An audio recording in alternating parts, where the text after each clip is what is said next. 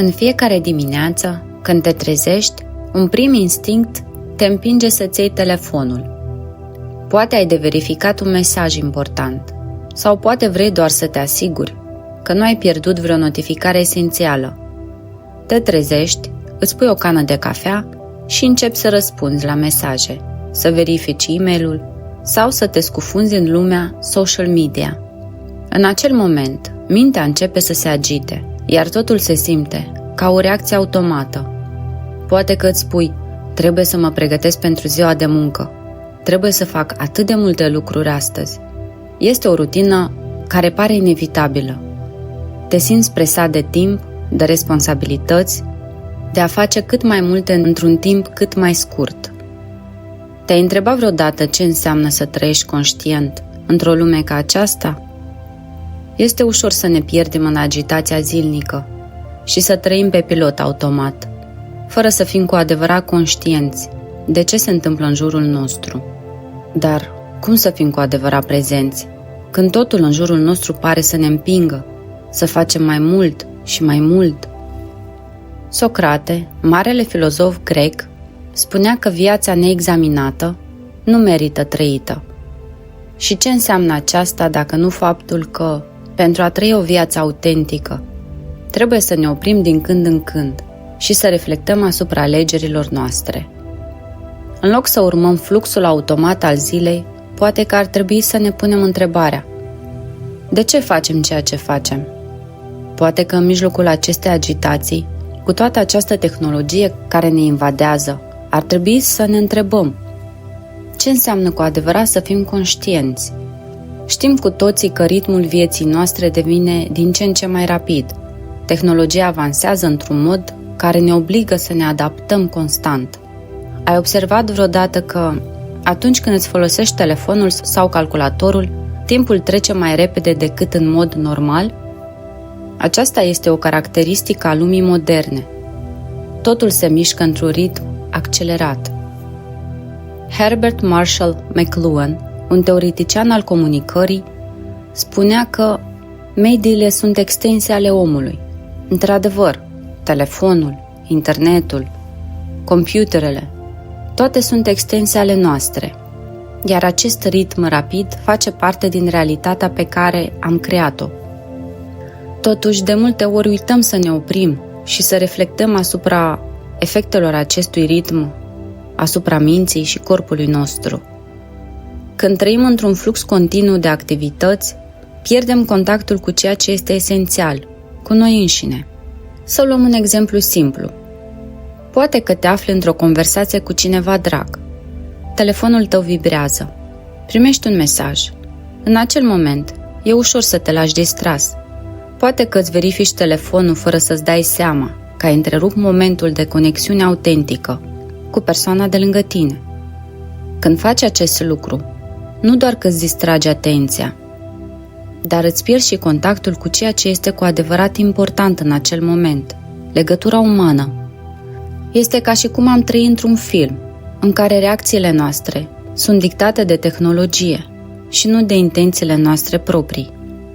Și nu este vorba doar de a fi distras de telefon sau de tehnologie. Poate fi vorba de orice altceva, de obiceiuri zilnice care se repetă automat. De exemplu, poate că ajungi acasă după o zi lungă de muncă. Te așezi pe canapea și începi să te uiți la televizor sau să navighezi pe internet. Aștepți un moment de relaxare, dar cât de relaxat ești, cu adevărat, atunci când faci asta? Poate că nu observi cum tensiunea din corpul tău se adună din nou, cum mintea continuă să fie agitată, iar aici intervine întrebarea: ce înseamnă să fim cu adevărat prezenți? Jiddu Krishnamurti, un mare învățător spiritual, spunea că a fi conștient nu înseamnă doar să observi, ci să te eliberezi de mecanismele automate ale minții. El sublinea importanța de a fi observatori ai gândurilor și comportamentelor noastre, fără a le lăsa să ne controleze. Poți să-ți observi gândurile și să alegi să le controlezi. Să nu te lași prins în capcana lor. Întrebarea care rămâne este: cum putem învăța să fim cu adevărat conștienți în fiecare zi? Într-o lume care ne îndeamnă să trăim automat? Aceasta este o întrebare pe care o vom explora pe parcursul acestui drum. Pentru că dacă vrem să trăim o viață împlinită și autentică, trebuie să învățăm să fim prezenți și să trăim cu intenție. Imaginați-vă că sunteți în mijlocul unei zile obositoare. Ați răspuns la telefoane, ați trimis e-mail-uri, ați lucrat la proiecte, dar în adâncul vostru simțiți că ceva lipsește. Poate că vă întrebați, chiar trăiesc eu acest moment? Sau sunt doar prins în fluxul automat al zilei? Dacă suntem cu adevărat sinceri, adesea avem tendința de a trăi pe pilot automat. Lăsăm viața să curgă fără a analiza sau a o experimenta conștient. Este în natura umană să căutăm sens și ordine, chiar și în mijlocul haosului zilnic. Dar cum putem fi cu adevărat prezenți în fiecare moment, când suntem prinși într-o lume care încurajează viteza și eficiența? Este aici o lecție importantă despre conștiință. Iar pentru a înțelege mai bine ce înseamnă cu adevărat să fim conștienți, să ne întoarcem la câțiva dintre cei mai mari gânditori ai lumii. Immanuel Kant, filozoful german, spunea că acțiunile noastre sunt cu adevărat libere doar atunci când sunt ghidate de rațiune, nu de instincte și impulsuri. Aici, Kant pune accent pe importanța de a gândi conștient și de a acționa în mod deliberat, nu impulsiv sau automat. Într-o lume automatizată, în care tehnologia ne îndeamnă să răspundem imediat la orice stimul, Kant ne reamintește că adevărata libertate și autenticitate vin dintr-o alegere conștientă, de a reacționa cu rațiune, nu cu reflexe automate. Dar ce înseamnă acest lucru în viața de zi cu zi? Hai să luăm un exemplu concret. Dimineața când te trezești și începi să-ți verifici telefonul, ai putea în acel moment să alegi să fii conștient de intențiile tale. Îți amintești că ai putea să te oprești pentru un minut, să respiri adânc și să întrebi: ce vreau cu adevărat să fac în această dimineață? Ce intenții am pentru ziua care începe?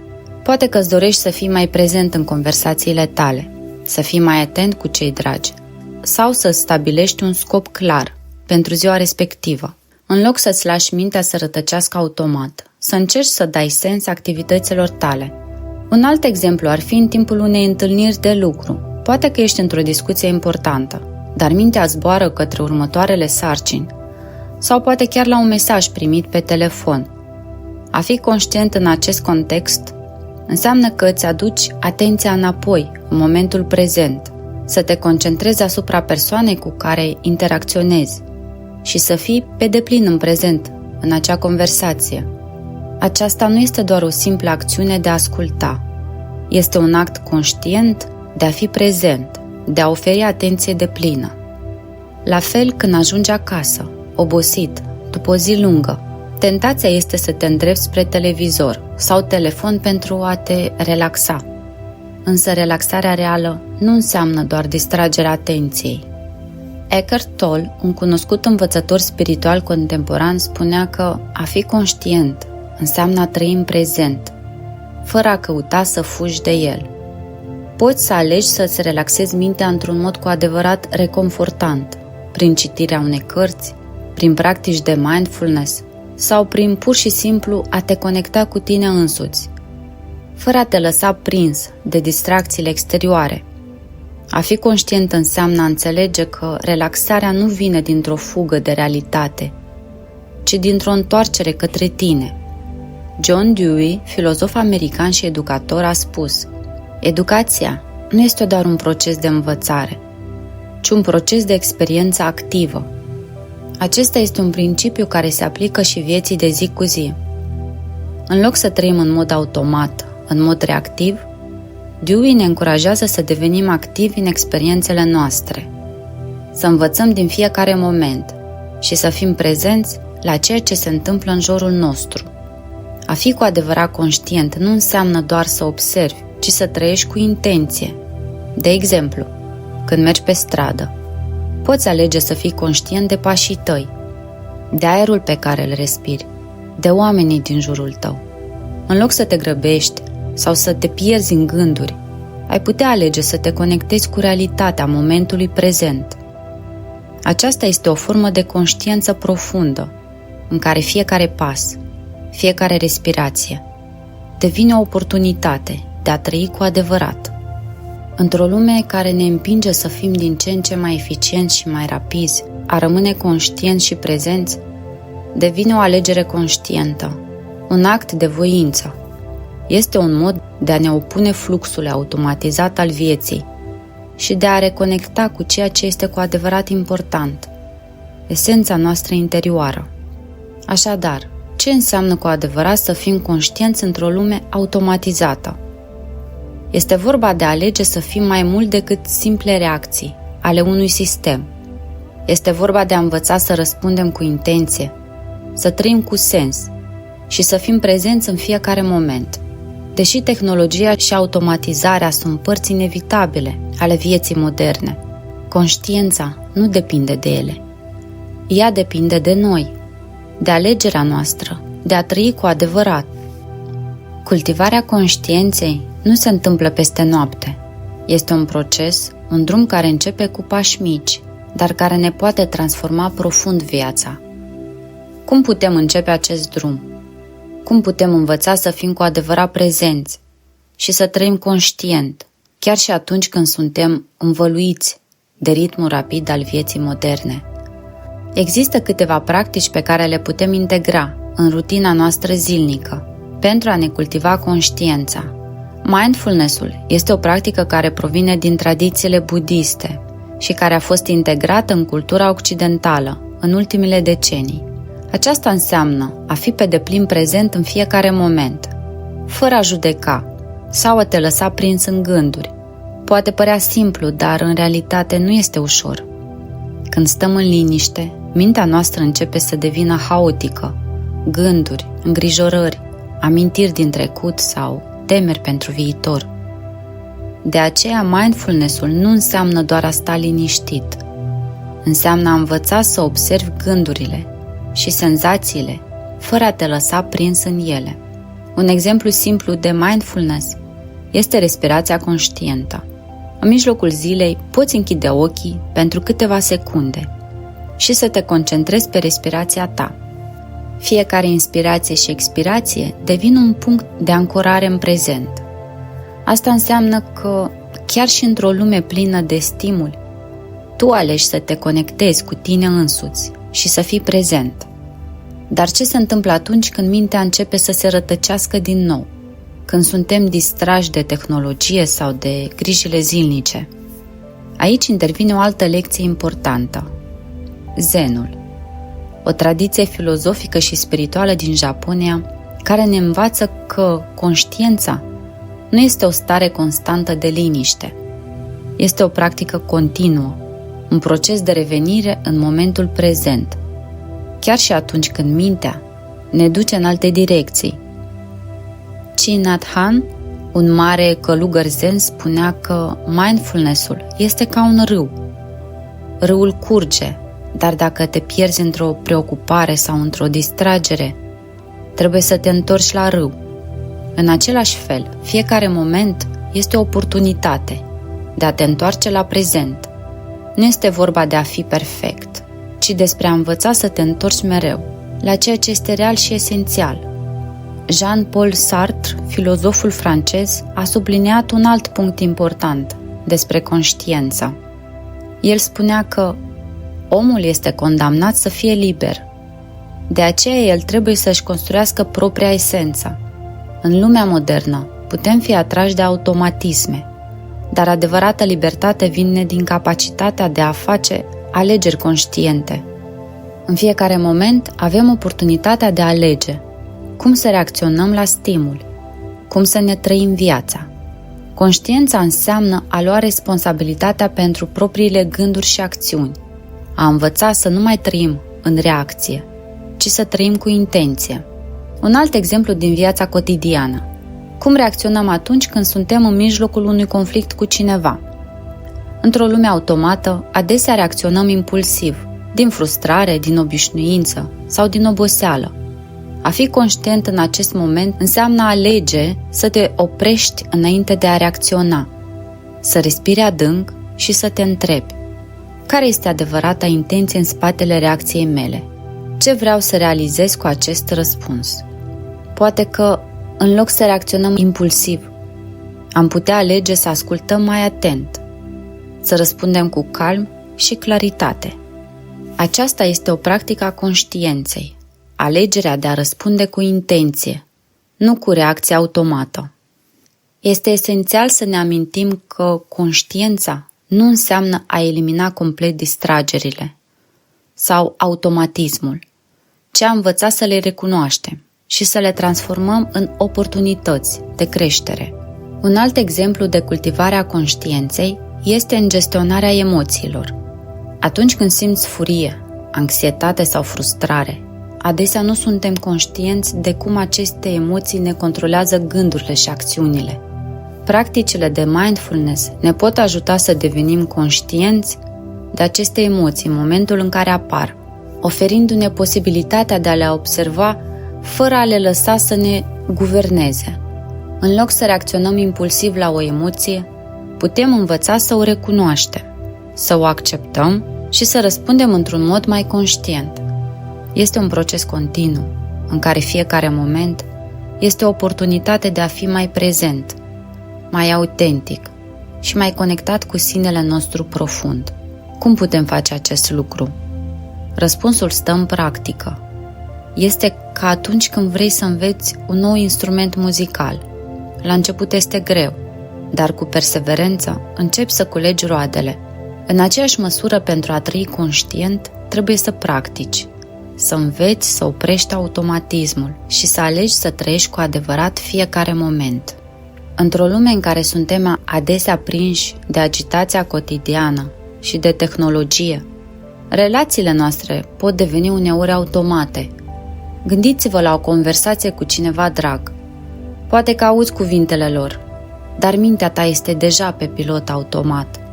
Te gândești la alte lucruri, la ceea ce urmează să faci mai târziu, sau poate chiar te uiți la telefon în timp ce îți petrești timpul cu acea persoană. În acel moment, nu ești cu adevărat prezent, nu ești cu adevărat conectat.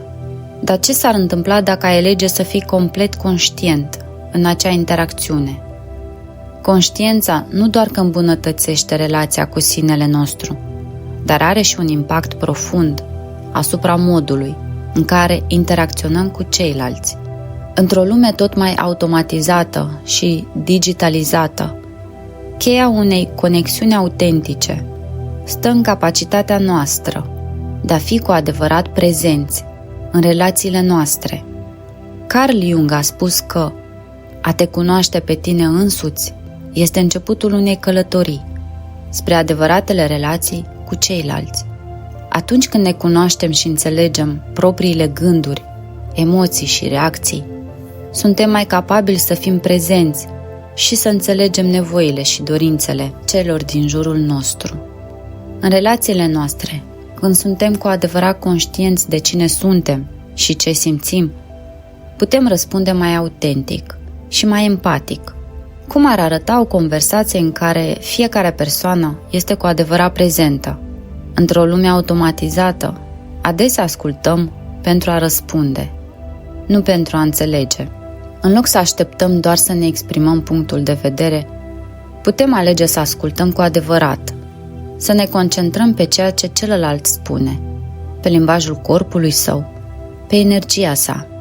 Marshall Rosenberg, psihologul și fondatorul procesului de comunicare non-violentă, spunea că ascultarea profundă este cheia unei relații autentice.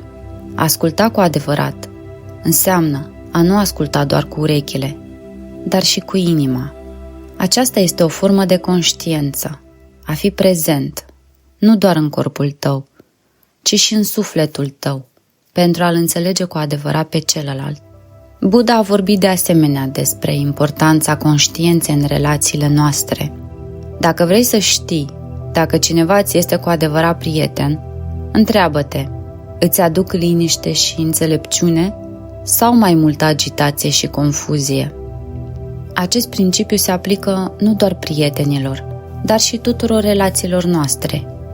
Fiecare interacțiune pe care o avem, fie ea cu familia, prietenii, colegii sau chiar cu străinii, este o oportunitate de a ne aduce mai multă pace și claritate în viața celorlalți, dacă alegem să fim cu adevărat prezenți.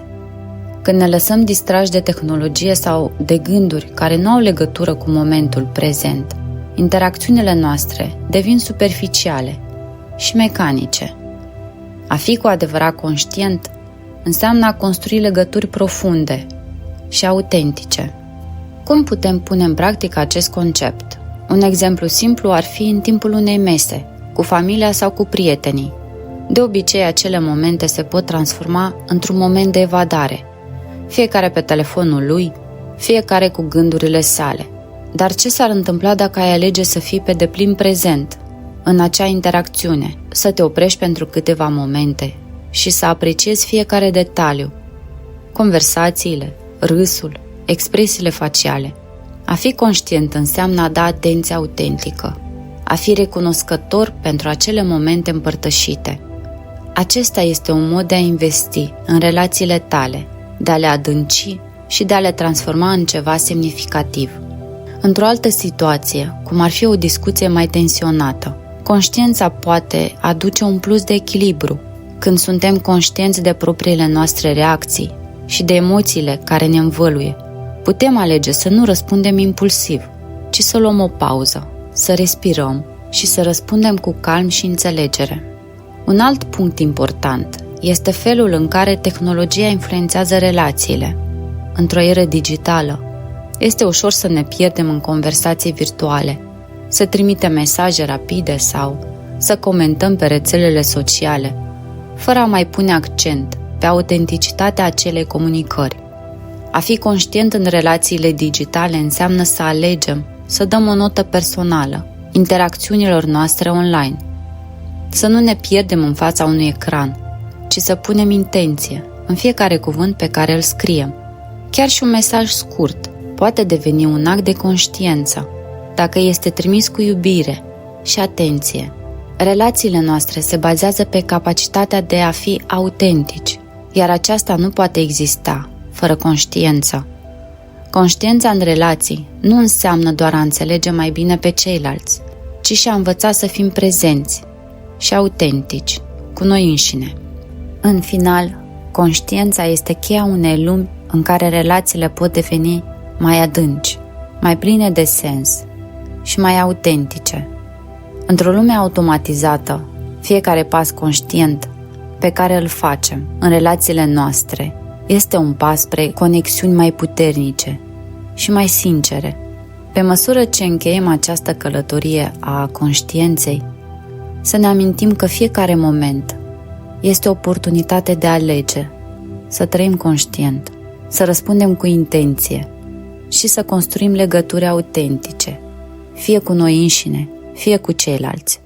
A fi prezent nu înseamnă să nu trăim automatismul, ci să avem curajul să ne privim viața dintr-un loc de deschidere și autenticitate.